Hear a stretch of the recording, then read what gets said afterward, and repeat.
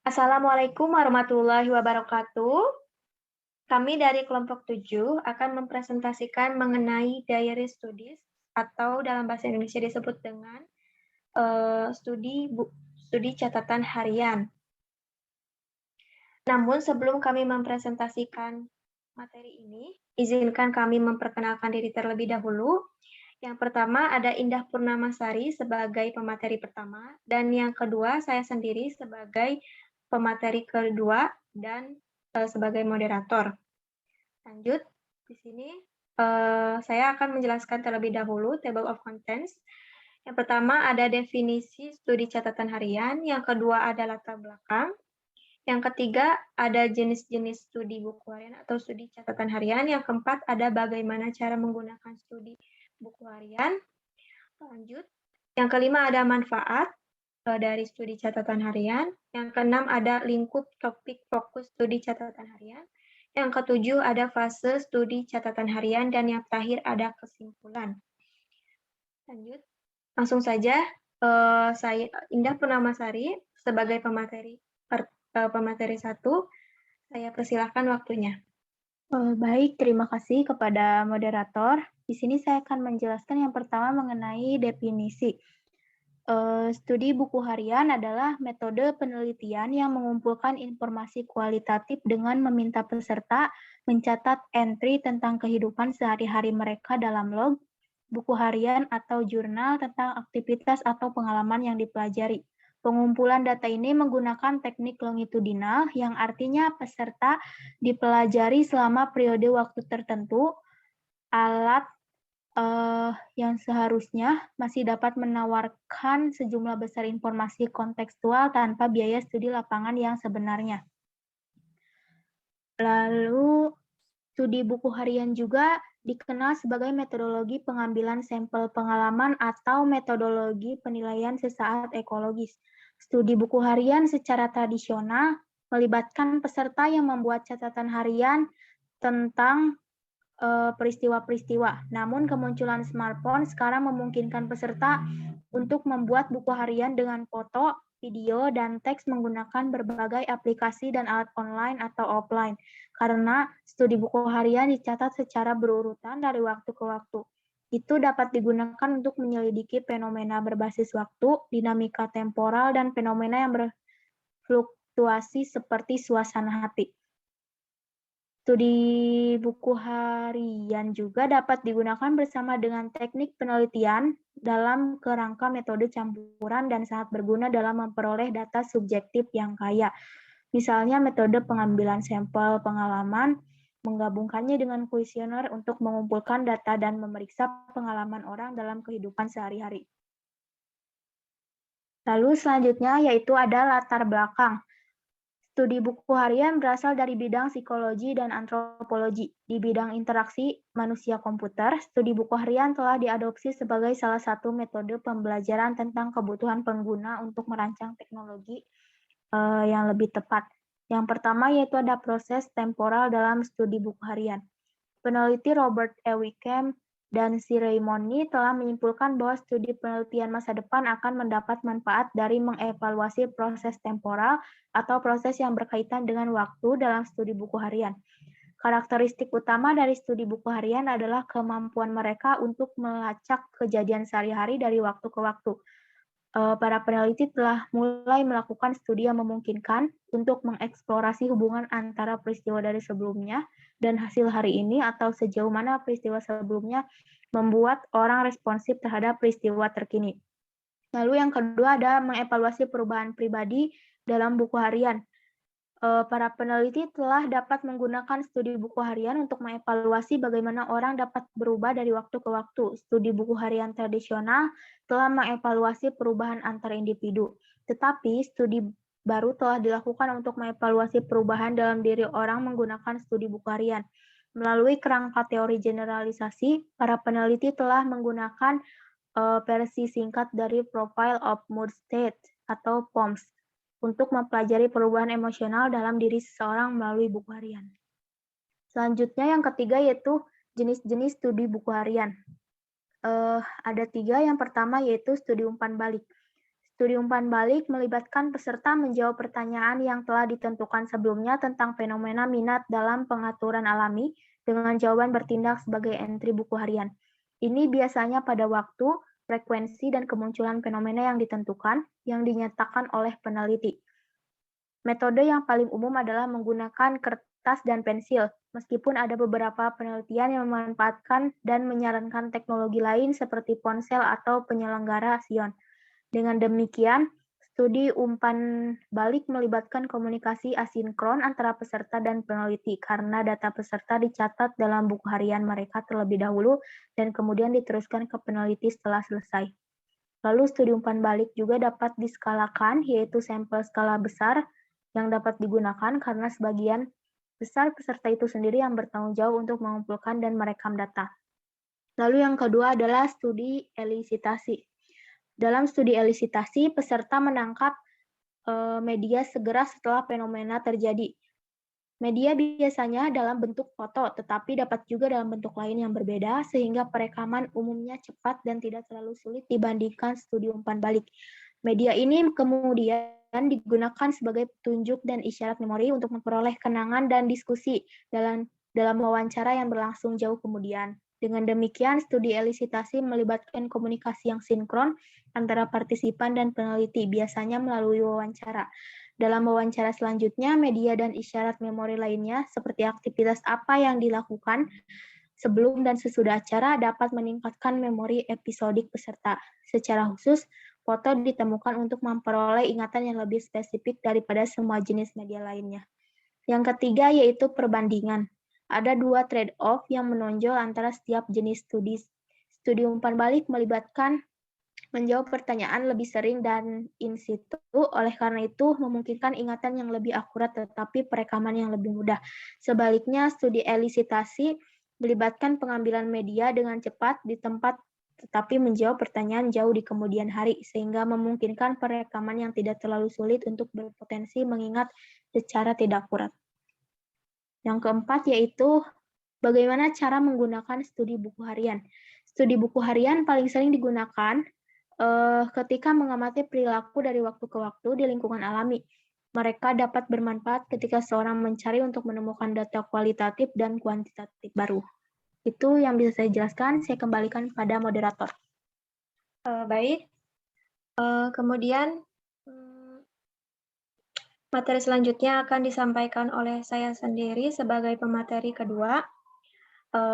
Yang kelima yaitu mengenai keuntungan studi catatan harian. Di sini ada 4 keuntungannya. Yang pertama yaitu mengumpulkan informasi longitudinal dan temporal. Lalu yang kedua melaporkan peristiwa dan pengalaman dalam konteks dan pada saat itu. Yang ketiga peserta untuk mencatat pikiran dan perasaan pada saat itu sehingga meminimalisir potensi pasca rasionalisasi. Dan yang terakhir yaitu menentukan anteseden, korelasi, dan konsekuensi dari pengalaman dan perilaku sehari-hari. Lanjut, di sini juga ada cakupan topik fokus studi buku harian atau studi catatan harian. Yang pertama, produk atau situs web, yaitu di mana memahami semua interaksi dengan situs, misalnya internet, selama sebulan. Lalu yang kedua ada perilaku, yaitu mengumpulkan informasi umum penggunaan ponsel cerdas, mengumpulkan informasi umum tentang perilaku pengguna, misalnya penggunaan ponsel cerdas, pola kunjungan web mahasiswa-mahasiswa. Lalu yang selanjutnya ada aktivitas umum, di mana memahami bagaimana orang menyelesaikan aktivitas umum, misalnya berbagi informasi melalui alat sosial atau belanja online. Dan yang terakhir yaitu aktivitas spesifik, di mana memahami bagaimana orang menyelesaikan aktivitas tertentu, misalnya membeli mobil baru atau merencanakan liburan. Lanjut. Di sini ada fase atau langkah-langkah studi buku harian. Di sini ada 5 langkah-langkahnya. Yang pertama yaitu perencanaan dan persiapan. Di sini dalam perencanaan dan persiapan, kita harus menentukan fokus studi dan perilaku jangka panjang yang perlu dipahami. Tetapkan garis waktu, lalu pilih alat bagi peserta untuk melaporkan data, rekrut peserta, dan siapkan instruksi atau materi pendukung. Lanjut yang kedua ada langkah kedua yaitu pra-studi brief atau prastudi singkat. Di sini dalam prastudi singkat kita harus meluangkan waktu di awal untuk menyiapkan peserta untuk masuk.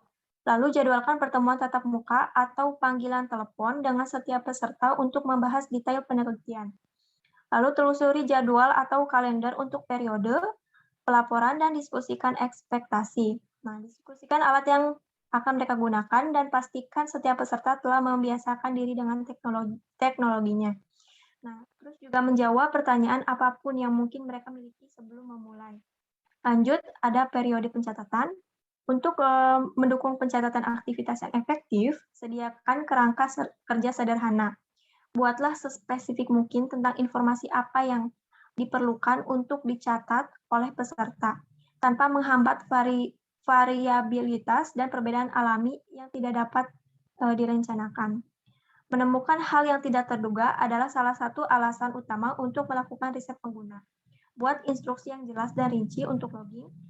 Berikan contoh entry log kepada pengguna untuk membantu mereka memahami tingkat detail yang Anda butuhkan dari mereka. Tapi pastikan tidak membuat peserta bias terhadap jenis entry yang kebetulan Anda berikan sebagai contoh. Nah, dalam periode pencatatan, ada 2 teknik umum yang digunakan peneliti untuk mengumpulkan data buku catatan dari peserta. Yang pertama yaitu pencatatan di tempat. Nah, metode ini adalah metode yang paling mudah untuk mengumpulkan data. Peserta diminta untuk mencatat informasi tentang aktivitas yang relevan dalam situasi yang sedang terjadi atau in situ. Saat peserta terlibat dalam aktivitas yang relevan, mereka harus segera melaporkan semua detail penting tentang aktivitas tersebut. Karena teknik ini mengharuskan peserta untuk meluangkan waktu untuk melaporkan informasi ini pada saat acara. Teknik ini paling baik digunakan untuk situasi ketika Anda tidak memperkirakan jumlah entry buku harian yang besar akan terjadi atau jika konteksnya sedemikian rupa sehingga aktivitas sehari-hari peserta tidak akan terpengaruh secara negatif oleh login in situ atau dalam pencatatan di tempat. Nah, pencatatan in situ juga paling baik didukung oleh saluran atau perangkat yang dapat menangani entry teks terstruktur panjang seperti email, kuesioner formulir web, buku harian kertas tradisional, atau alat wawasan pelanggan digital seperti Focus Vision. Buku harian audio atau video juga merupakan alat yang bagus untuk peserta, tetapi hasilnya mungkin perlu ditranskripsikan untuk analisis. Lalu yang kedua ada teknik snippet. Nah, metode lain yang populer dan tidak terlalu mengganggu untuk aktivitas logging adalah teknik snippet. Dengan teknik ini, peserta hanya merekam potongan informasi singkat tentang kegiatan yang terjadi. Kemudian di akhir setiap hari atau ketika peserta memiliki waktu, mereka menguraikan setiap cuplikan dengan memberikan detail tambahan ketika aktivitas tersebut. Teknik 2 langkah ini memastikan bahwa informasi yang relevan ditangkap di tempat sebelum dilupakan, tetapi tanpa mengharuskan peserta untuk memberikan detail yang luas pada saat pengambilan, yang dapat mengganggu dan tidak wajar dalam situasi tertentu. Saluran umum bagi peserta studi untuk melaporkan cuplikan kepada peneliti, termasuk email, pesan teks, Twitter, atau Facebook. Saluran ini dikenal luas untuk komunikasi bentuk pendek. Peserta didorong untuk menggunakan ponsel mereka untuk melaporkan peristiwa yang terjadi, karena perangkat ini dapat diakses. Lanjut, langkah yang keempat yaitu wawancara pasca studi. Setelah penelitian, evaluasi semua informasi yang diberikan oleh setiap peserta, rencanakan wawancara tidak lanjut untuk membahas log secara rinci. Ajukan pertanyaan menyelidik untuk mengungkap detail spesifik yang diperlukan untuk menyelesaikan cerita dan mengklarifikasi jika diperlukan. Mintalah umpan balik dari peserta tentang pengalaman mereka berpartisipasi dalam penelitian sehingga dapat menyesuaikan proses dengan waktu berikutnya. Lalu yang terakhir yaitu analisis data. Nah, karena studi buku harian bersifat longitudinal, mereka menghasilkan sejumlah besar data kualitatif. Tinjau kembali pertanyaan penelitian Anda, lalu gali semua wawasan yang telah Anda kumpulkan untuk menemukan jawabannya. Evaluasi perilaku yang Anda targetkan selama penelitian, tentang bagaimana mereka berkembang dan berubah dari waktu ke waktu, apa yang mempengaruhi perilaku ini. Jika fokus studi Anda adalah seputar hubungan produk atau layanan tertentu, lihat seluruh perjalanan pelanggan. Buat peta perjalanan pelanggan untuk membantu Anda memahami pengalaman pengguna ujung ke ujung dari perspektif pelanggan Anda. Lanjut. Nah, yang terakhir yaitu mengenai kesimpulan dari studi catatan harian. Jadi kesimpulannya adalah studi buku harian atau studi catatan harian dapat memerlukan lebih banyak waktu dan upaya untuk dilakukan daripada metode penelitian pengguna lainnya. Mereka menghasilkan informasi yang sangat berharga tentang perilaku dan pengalaman kehidupan nyata pelanggan secara real time. Studi buku harian memungkinkan Anda mendapatkan pemahaman konstekstual tentang perilaku dan pengalaman pengguna dari waktu ke waktu. Sementara studi buku harian memerlukan lebih banyak waktu dan upaya untuk dilakukan daripada metode penelitian pengguna lainnya. Mereka menghasilkan informasi yang sangat berharga tentang perilaku dan pengalaman kehidupan nyata pelanggan secara real time.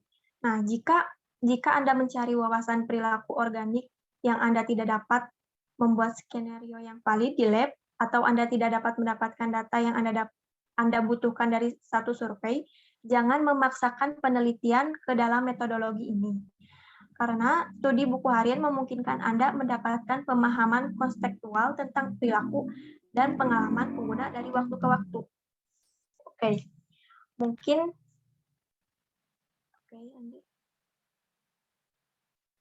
mungkin cukup sekian.